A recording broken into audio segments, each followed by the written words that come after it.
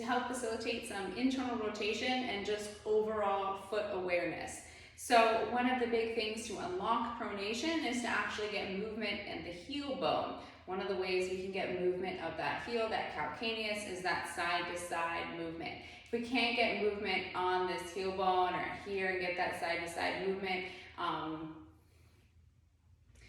this is a foot sequence to help unlock some internal rotation and start experiencing some pronation at the foot.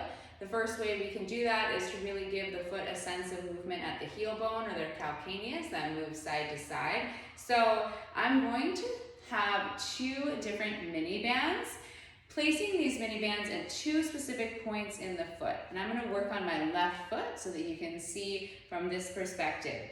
First spot is at the inside edge of the heel, kind of right around here. Second spot is the outside edge of the heel, outside edge of that left foot. So as I get started, I'm placing 1 mini band on that inside edge of the heel, right as that arch kind of wants to start.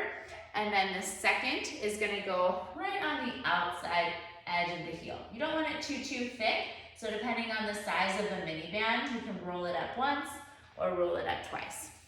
So I'm setting up in this kind of like kickstandish position, and the first thing I want to think about doing is we want to make sure we're not locked out at the knees, so nice soft knees. I'm going to kind of get over my foot, but I'm just going to be nice and relaxed in the upper body. The first thing I'm going to think about doing is just thinking about rocking and sensing the inside edge of the heel and the outside edge of the heel where the mini band is. So as I'm here, I'm just thinking about essentially rocking that heel bone just slightly, but it's really just a shift in pressure. So my knee is going to move slightly, but not over exaggerate the movement. And I'm really just thinking about sensing that inside edge of the heel and outside edge of the heel in this movement. So call it like an ankle rocker. You're gonna don't worry, overthink the breath right now. Just breathe naturally and allow the foot to move side to side. So we're just sensing that inside edge of the heel and outside edge of the heel, which is that first step.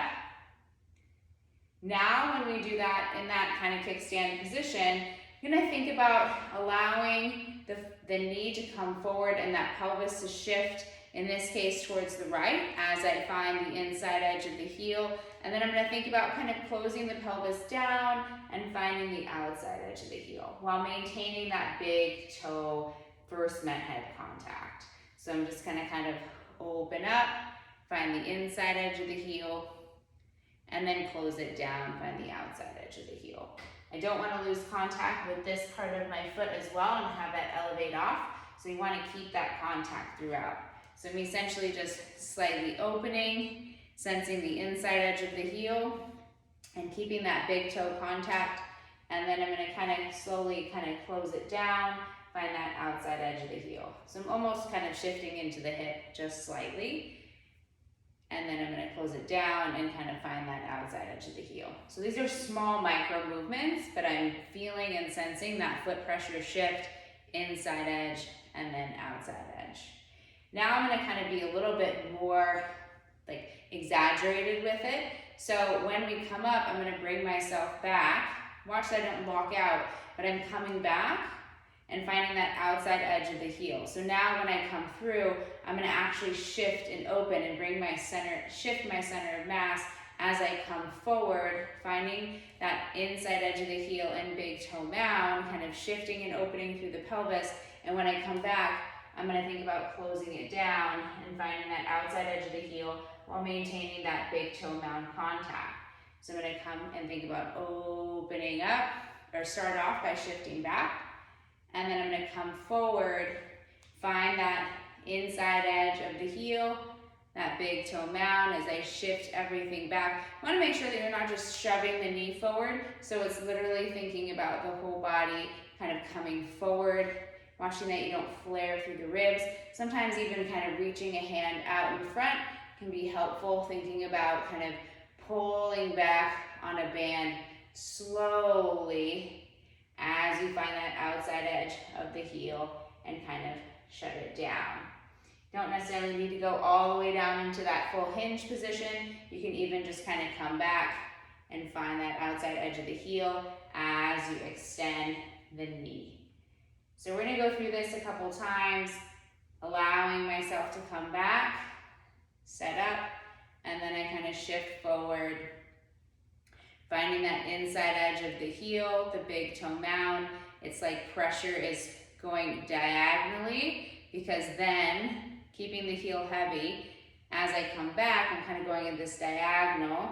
The pressure flows to the outside edge of the heel as I come back and slowly straighten the knee and kind of find that heel or outside heel contact. I'm going to kind of reset and start over again as I think about the gaze staying forward and thinking about shifting and finding that inside edge of the heel. And then coming back and finding that outside edge of the heel and closing it down. Inside edge. This is slow and controlled.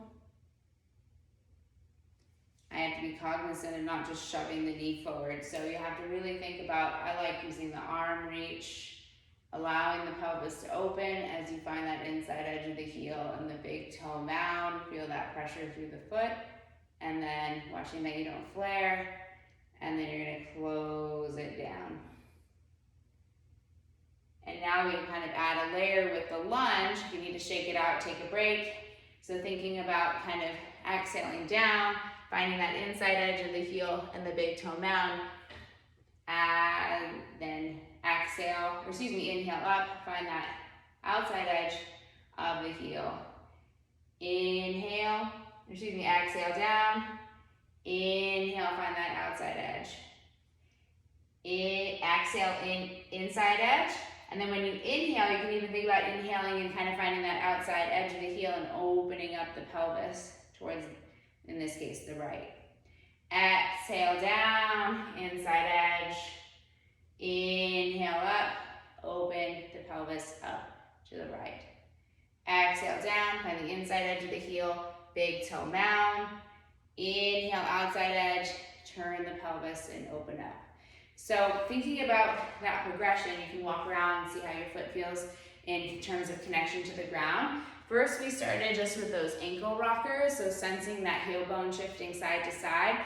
Then we simply just added kind of moving forward a little bit and sensing pressure, opening up the pelvis and then closing it down. And then in the third layer, we kind of brought ourselves back to the starting position and went through a little bit more of that full range, going from inside edge and then kind of closing down, finding that outside edge of the heel. And then you think about how that applies in something like a lunge, where I'm, in this case, exhaling down, inside edge of the foot and the big toe mound.